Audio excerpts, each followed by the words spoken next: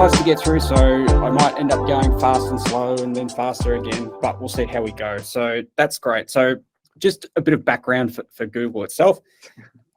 We have a lot of products and we have a lot of people using those products. And when we have a lot of people using a lot of our products, we get to learn from that. And that allows us to build and change and modify our products to make them even better. So it's really cool that we have that. So there's a lot of learnings that go on at Google. So what I'm going to talk about now is just the areas of Google Cloud, which hopefully are interesting, that make you go, oh yeah, I could see how I could use that to solve some problems. But for anyone who's wondering, you're probably wondering, what's this? What's this? This is how Google Cloud gets connected. These are cables that run under the ocean. So we are a very global business. And by global, I mean we have a presence everywhere. So if you're writing an application that has to exist in Australia and then you think, you know what, I better expand it out to Singapore and then London, it's actually very easy, somewhat, relatively speaking, of course, to do that because it's all connected. In fact, the majority of the world's internet traffic runs on these underground cables as well, which I find completely fascinating, and they change all the time. So that we keep adding to them. I think we're doing really well there in that regard. It's quite fun. So the first thing I want to talk about in the Google Cloud space is application development, right? And for those of you who do application development and have worked in that space, it actually can be quite challenging because you're not just writing applications. If you're just writing code and then hitting a nice button and then sent it out to production and went through all its unit testing and integration testing and all the other testing in between, passes all of its checks and it was automated, that'd be pretty fun. But typically it's not that. But with Google Cloud, you can do that. So we do have a lot of automation that helps developers just code. And I love that because historically I've worked on projects where as a developer, I'm upgrading patches on operating systems and I'm connecting networks together, which can be fun, but it's not my cup of tea and it slows down your rollout of your application. Everyone wants to see the application get rolled out into production as quickly as human possible. The way to make that happen is through automation. So if you want to do really good application development and you want it to be fast, there's a question of what do I do? Where do I run this? What's the best way to get my apps into production with the least amount of friction and the least amount of essentially effort? And the best way to do that is via serverless. And what we mean by that is let Google handle that layer around the operating systems, around the management of SRE, around logging and things like that. That layer becomes a Google problem and then you just code. And the best way to do that is via serverless because you don't get access to any virtual machines or anything like that. I would not recommend anyone in this room spin up a virtual machine to deploy a web application unless you've got a very good reason to do so because it will slow you down. And one thing that we do really well at Google is we do serverless and we also do containerization as well of applications. Containerization of applications is basically taking your application, taking all its dependencies, putting it in essentially like a package, and then that becomes a deployable unit. It has no dependency on an operating system. It doesn't care if it's on Linux or what version of Linux. It shouldn't care if it's on another competitive platform. And then that container can be used as a deployment. Whereas historically you would deploy something and it would have dependencies in the operating system, just got messy, and you have to patch operating systems and things like that. And you don't want to do that. That's messy and ugly and don't think about it anymore. Okay. I love this, the pyramid of responsibility. So if you were to roll your own, if you were to buy a whole bunch of servers and put them in your house or something like that, and you wanted to roll out your next U-Butte web application, you know what? That's what we used to have to do once. But what we're saying now is that there's certain responsibilities here that you don't have to be responsible for. And what you should be just keen on is writing code and making sure that your application is performing correctly. Okay. And we have tools to do that. One of the ways, if you want to get an application into production, is by using a technology what we have called Cloud Run. So for those of you who are familiar with, with a technology called Docker, you can create your web application, wrap it up in a Docker image, and using Cloud Run, it's basically an express lane into production and getting your application out the door. And we have a hackathon coming up next week, which you might be interested in using Cloud Run. And we combine that with another technology called Cloud Build, which does the packaging, and Cloud Run does the execution. The beauty of Cloud Run is that if no one's actually using your application, it's not costing you anything. It scales to what we call zero. So, I guess it'll be a little bit upsetting if no one's using your application, but if no one's actually using it, like it's overnight or it's time bound or something like that, time zone bound, they don't pay for anything. Just no users, no cost. And that can be really enticing for a lot of people. Okay. So we do have other serverless application and compute products. Now, I just want to bring this up because App Engine runs Pokemon Go. So think about how many people use Pokemon Go, and particularly at its peak. I'm not too sure where it's peaking now. It's a lot of users, and they're using it concurrently. So you can think about the sort of scale that you're looking at. So particularly if you're doing really web front-end heavy applications, that's the product you want. Okay, App Engine, it's great. It's been around for ages. It's battle-hardened. If you're more into the containerization, you can do web apps if you want to there. But that's really good for other things like APIs and backends and orchestrating things in the cloud, which is possibly a topic for another day, but a fun topic.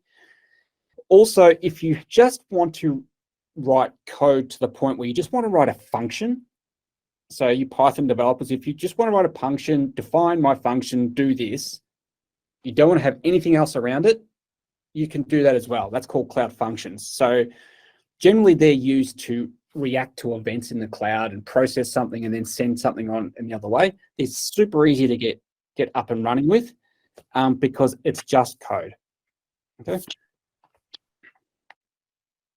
I love this. Internally at Google, like Google Cloud is not a product that we're saying, hey, this is great. Wouldn't everyone love to buy this? Let's ship this. All these products that we talk about, particularly containerization and we're going to talk BigQuery in a second, are the products we use internally.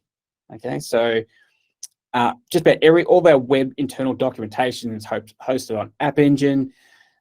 All the reports that we get are hosted in BigQuery. And I think that's one of the big reasons why the products get good quickly, because the feedback comes internally by thousands upon thousands of Google Cloud, Google users, not just Google Cloud employees. Now, that was a mouthful. Let's go on to the next mouthful. This is about the data side of things, big data. Okay, and as I was saying to a customer today, there's a lot of data going around, and I say that being almost cheeky. There is an awful lot of data around, and by an awful lot of data, it is an incredible amount. And not only that, not everyone has a really good idea on what to do with it, because if you've got data, what you should be doing with it is extracting insights from it and doing something meaningful with it, something actionable. And the only way really to do that is to have a lot of data, because if you just have a minimal amount of data, extracting insights from it can be a bit challenging because you might have a lot of bias. But if you have a lot of data, that's really good, but you'll need a place to process it. And that's where Google Cloud can help you. Sorry, there's a bit of echo there. Never mind, we'll continue on. Don't worry about this, because what I want to talk about is more around this sort of thing. As we had serverless with applications, we have serverless with data as well. Sorry, if anyone is not on mute, there's just a real horrible echo. Let me just see here. I might just, yeah, thanks. Okay, great. And the reason why we have a serverless data platform and serverless this and serverless that is that getting into the platform quickly and to be able to deliver results or get something meaningful working quickly, that's the best path forward. You don't want to be concerned with setting up a whole bunch of infrastructure just because you want to do some data analysis. Okay, so we have some products that allow us to do that, and product solutions that allow us to do that. And by far and away, the flagship product that we have in Google Cloud is a product called BigQuery. And that's the one I want to spend a bit of time talking about because it's kind of fun. Oop. And I will actually just talk about PubSub first. So getting data into Google Cloud is great and good idea because that's where you want to process it. And you want to do that in Google Cloud because you want to do it at scale. You want to process lots and lots of data, but the data itself has to get into Google Cloud. So we have to think about the tools and techniques that we need to use to get it into cloud. Now, one of the products we have is called PubSub, which is an asynchronous messaging service. And it scales globally. In fact, I've never heard of PubSub actually going down or having challenges, and it's used internally, externally. Everyone uses this product. So you basically post messages to it, and then something at the other end will pull messages off it. So kind of like a bus, we call it a message service, and it can just scale and scale and scale. So you can, outside of Google Cloud, push messages into PubSub, then have a cloud function, pull them off and push them into BigQuery. That's one way of doing it. It's pretty clean. But commonly, you have to do transformation to that data. You have to change its presentation. The data coming in is not clean. You want to do some checking on it. You want to discard things. You might want to do some calculations and aggregations. And for that, we use Dataflow, which is a managed version of something called Apache Beam. And this product is great. It scales as well. And it allows you to read messages from PubSub, do those transformation, and then stream them straight across into BigQuery. Why BigQuery? Because that's when the real fun starts. Okay, BigQuery is our serverless platform for data warehousing. So, scenario, if you have lots of data, let's just say you've got a table and you've got 500 million rows or more of data, and you want to start running some SQL across it because you want to start asking it questions. It's your customers' data or traffic from a massive website you're running. You can do that. And those queries will execute very quickly. And now let's just say, okay, but tomorrow I've got 1 million more records in my warehouse, and that's fine too, because now you're starting to get into what we call Google scale, and we can handle that. And if you're really smart about the queries that you run in BigQuery, it's not overly expensive either. And by that, I literally mean $. So BigQuery, just for your curiosity, charges by bytes, as in the bytes read back from your query. So if you actually write queries that limit the amount of data returned, it's actually quite not only efficient, but cost effective as well. And what BigQuery allows you to do is it allows you to bring in all that data that might exist in silos outside of possibly inside Google Cloud or outside of Google Cloud, and bringing that external data in together and having it exist in one place and then being able to run queries over it at scale.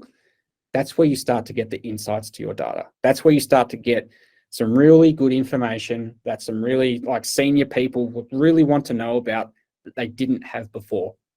And that's one of the things that you should always do for your customers, is that you should demonstrate the value by saying you didn't have this before, but now you have this now, and this is the new view that you have on your business. Okay.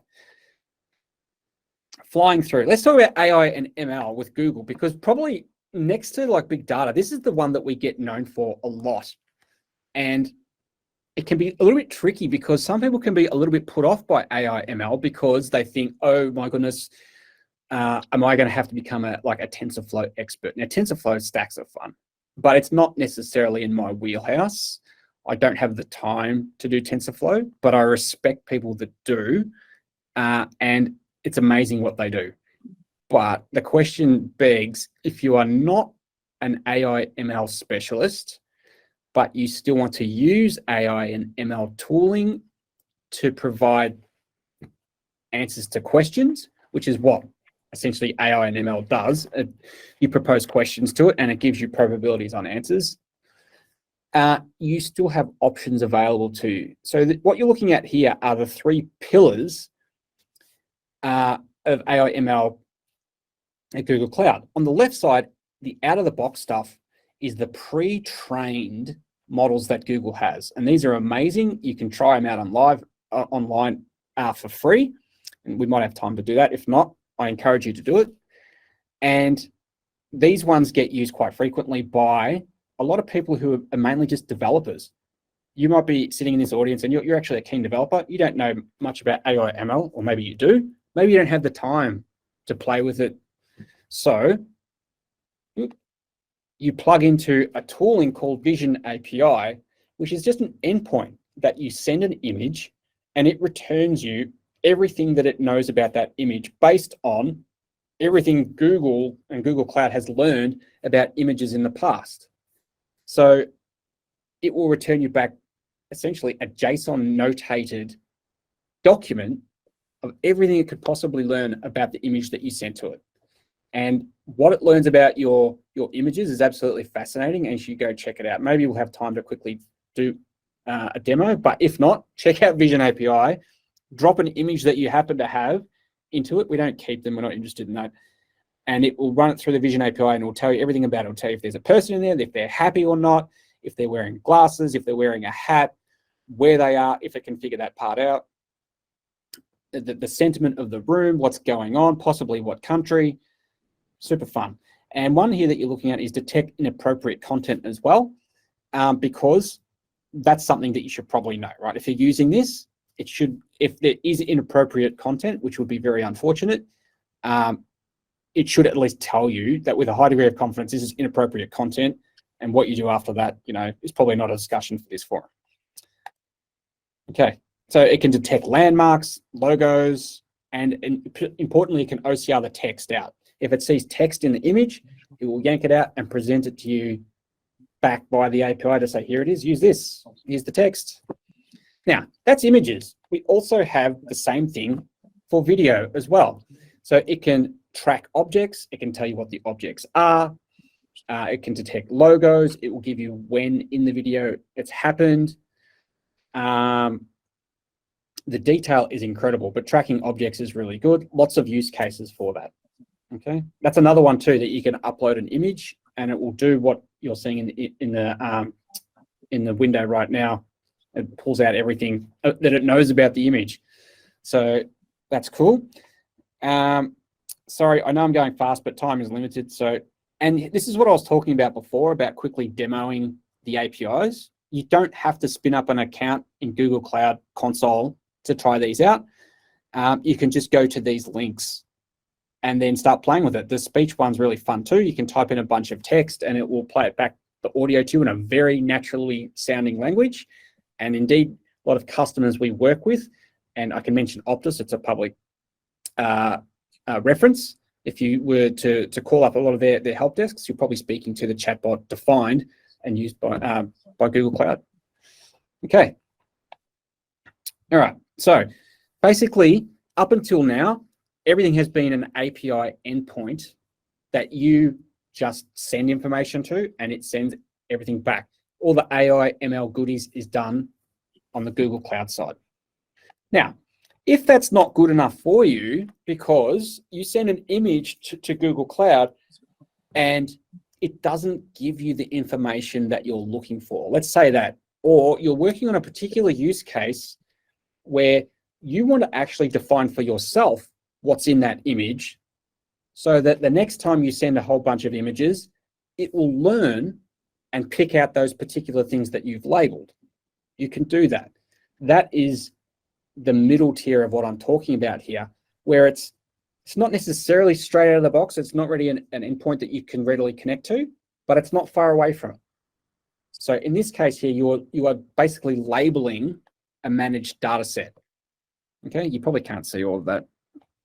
What that means is you either upload a whole bunch of images, a whole bunch of videos, a whole bunch of tabular data to Google Cloud, and then you go through yourself and mark out the particular things that you are interested in.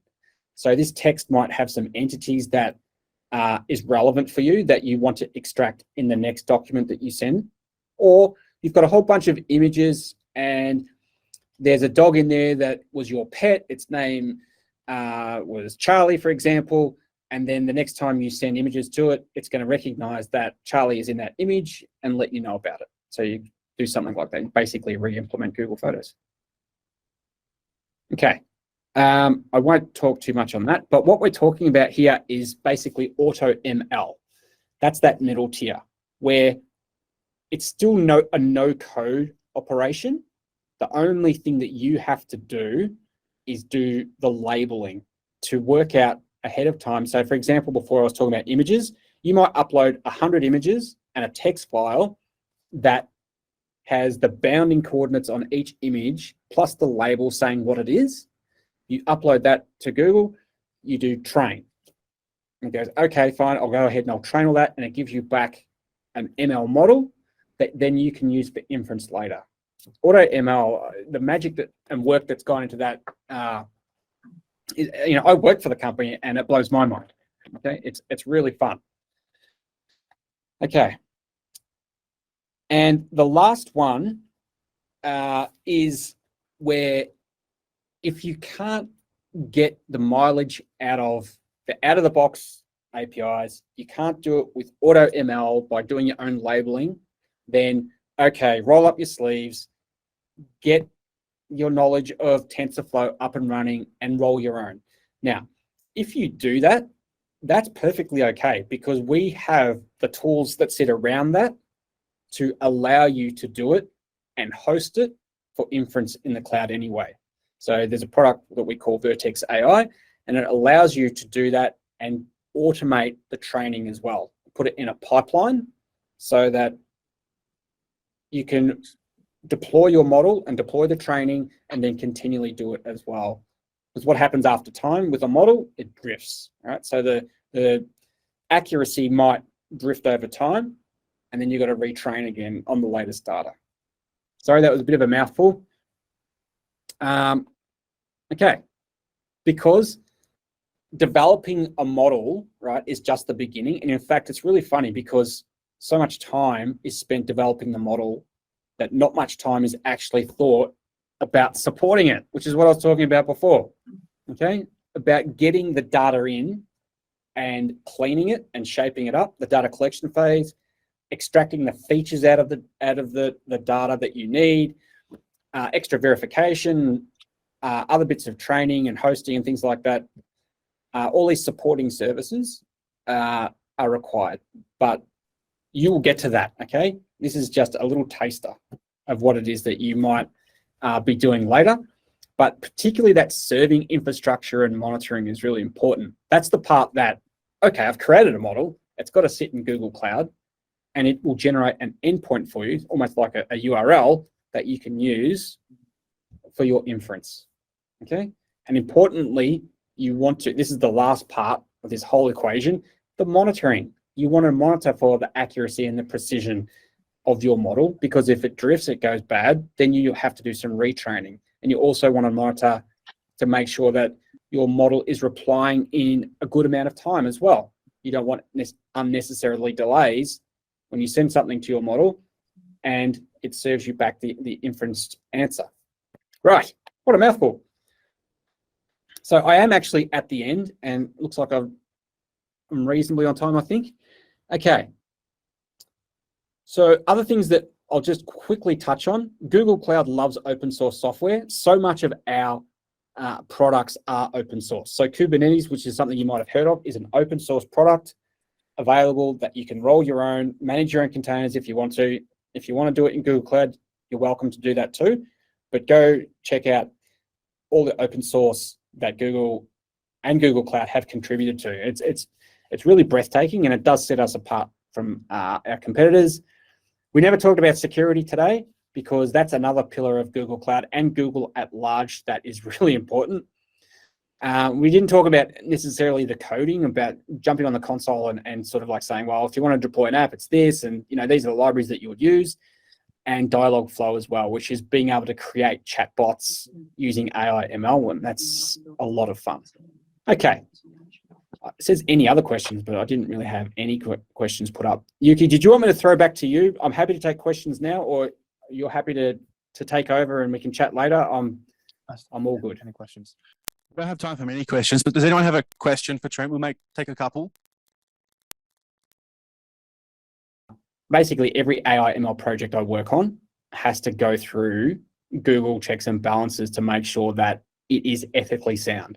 We have ethical principles assigned to AI ML, and we're very strict on it. So if a customer or partner was to come to us and wanting to work on something that violated those principles, there's just absolutely no way we'll be allowed to do it. In fact, there'll be a no, and if you want to go to somewhere else do that sort of thing, fine, but you're not going to do it with us. So I haven't had anything knocked back in terms of the projects I've worked on, but having said that, I know full well what our principles are and what we're allowed to do, and things like that are just not on. In fact, you'll probably know there's public case studies in North America where, government contracts that Google Cloud and Google didn't want to be a part of, and we just didn't apply for the tenders. Good question.